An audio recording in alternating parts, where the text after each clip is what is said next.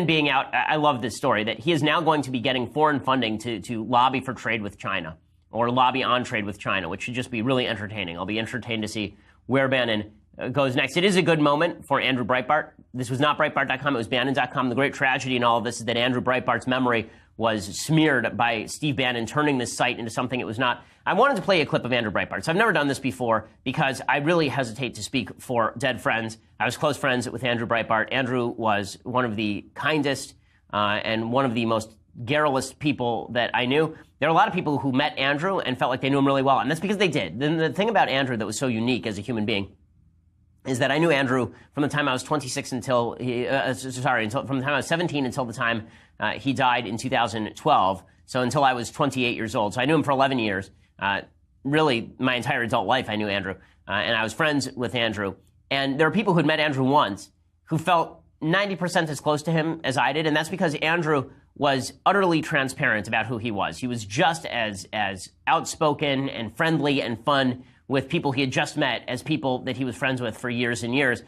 I want to show you this clip of Andrew from the Nixon Library. This is in 2011, about a year before he died, talking about what he saw as the role for Breitbart News, like what exactly he thought Breitbart News was going to become. And the thing is we're starting to learn to divorce ourselves from the Democrat media complex. We still turn it on and every now and then think that they're telling us the truth as opposed to trying to manipulate us. And so we're going to have to start asking those questions and asking the hard questions. And I've seen a candidate who was preordained as electable go through 3 debates, and now he's sinking because he couldn't do what everybody assumed that he could do. Stop looking to the media to determine what electable is. Okay, so there's Andrew. And what he's really talking about there with the Democrat media complex was this idea that Democrats and the media were combining to create narratives that they were foisting on the American people. And what he saw Breitbart as was a way of debunking those narratives. Instead, Bannon turned it into a personal political weapon against his enemies. So he would use it against enemies of Trump when he felt that was in his interest. He'd use it against Jared and Ivanka when he thought that was in his interest. He'd use it against H.R. McMaster, or he would use it against Ted Cruz, or he would use it against anybody who he saw as impeding his interest. And then eventually he ended up using it basically against Trump himself. Right? Eventually he ended up, speaking to the media out of line, out of turn, and going after the president's children, and then using Breitbart as sort of a funnel for his viewpoint. It's about time that he was ousted. It's a shame and a tragedy that he was ever put in place. I thought that was a terrible idea to begin with, and the fact that Bannon lasted there for so long is a blot. I only hope that Breitbart News can go back to its original vision as a culture-centric media narrative-fighting site.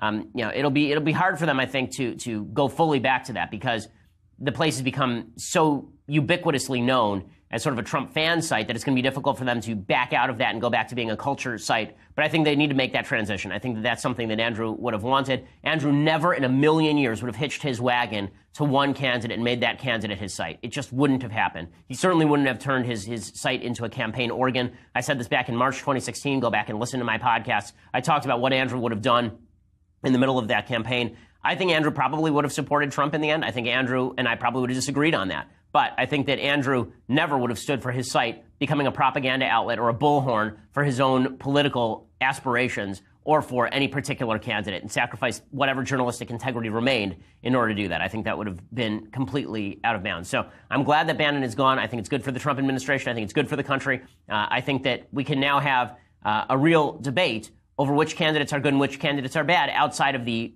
personal Darth Vader posturing of a guy who legitimately never built a movement in his life. He just stood on top of the corpses of other people's political careers, championing himself as their legacy. So good riddance to bad rubbish when it comes to Steve Bannon.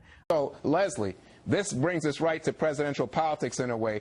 Donald Trump is now saying that he will be the White House's worst nightmare, that Obama does not want to run against him. He will destroy President Obama. Are you buying it, Leslie? Well, normally, Juan, I would say, are you kidding? Put him on that side. Yay, this will be great for the Democrats. But I'm sitting in the state of California, where the Terminator became our governor, and it was not a movie, unfortunately, for me and many others in California. No experience, a lot of celebrity, a lot of cult of personality. And we're seeing more of that in politics. So I would say don't underestimate the Donald. He's got a reality show, Juan. That seems to be some of the credentials you need on the right to run for president nowadays. Wait a minute. Don't underestimate him coming from the left. So you want him to run, don't you, Leslie? You get a kick out of this. You think this will be fun. But I'm thinking the reason you're saying this is you think it will destroy the Republican Party. That's what you're really thinking. Well, I honestly think right now, what I'm hearing from the GOP as opposed to the Tea Publican faction of the Republican Party, that is a huge division because the Tea Party members of the GOP love him and the old school GOP do not. And I don't think they'll come together on that. But quite frankly, this celebrity goes a long way. Remember, the #1 reason people vote for a candidate, Juan, is name recognition. Yeah, but Donald Leslie, Trump's got huge name recognition. You are a Machiavellian player. You're in to absolutely divide the Republicans, take them out of the game before they even have to run against Obama. But Andrew Breitbart, let me come back to the point that Leslie made. If the old-line Republicans do not like Donald Trump. They point out to me all the time, he's flip-flop on abortion. He's a guy who said he was for gay marriage. Now he's not. It's not clear if he's against gay marriage, shouldn't marry. He's a guy who's, tough in terms of saying he's for health care one moment. Now he says it's against health care reform.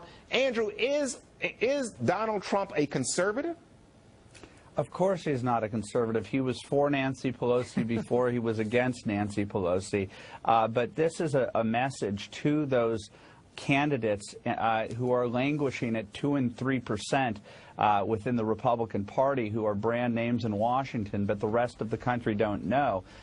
Leslie is absolutely correct about star and celebrity. Celebrity is everything in this country, and if these guys don't learn how to play the media the way that Barack Obama played the media last election cycle and the way that Donald Trump is playing the election cycle, we're going to probably get a celebrity candidate. Wow.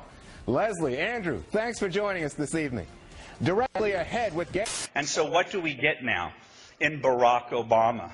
Well, I've got videos, by the way. This election, we're going to vet him. I've got videos.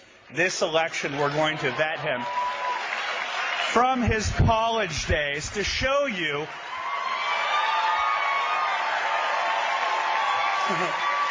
why racial division and class warfare are central to what Hope and Change was sold in 2008. The videos are going to come out.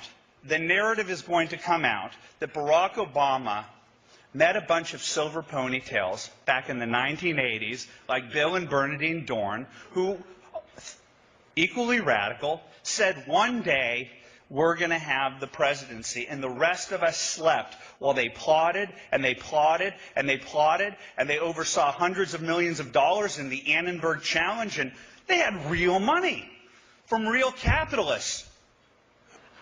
Barack Obama is a radical. We should not be afraid to say that. And that is who's in the White House, and that's who's outside right now telling you you don't have a right to be here, and who would squelch your free speech just as easily they do at Harvard, Vassar, Yale, Wesleyan. They're a bunch of totalitarian freaks. They tried to defeat the Tea Party, and when they failed, they wanted their Tea Party. And what did they create? They created the Occupy movement. These are the same exact people that organized Camp Casey at Crawford. That was Occupy Crawford. These are the same exact people that went down the highway at the exact time at the end of the summer when Katrina happened. That was Occupy New Orleans. It's the same radicals. They've been in your life since Senator Obama became part of your vocabulary. They are at war with you. Take that what you will. And this is my thesis, that the anti-war movement was never about anti-war. It was a Saul Alinsky community organizing tool to get Barack Obama and the left elected. That the Republican Party and the conservative movement is not what ABC and CBS puts on the screen. They try to portray you in the worst possible light. And when I walk through CPAC, or I travel the United States to meet people in the Tea Party who care, black, white, gay, and straight, anyone that's willing to stand next to me to fight the progressive left, I will be in that bunker. And if you're not in that bunker because you're not satisfied with this candidate, more than shame on you, you're on the other side.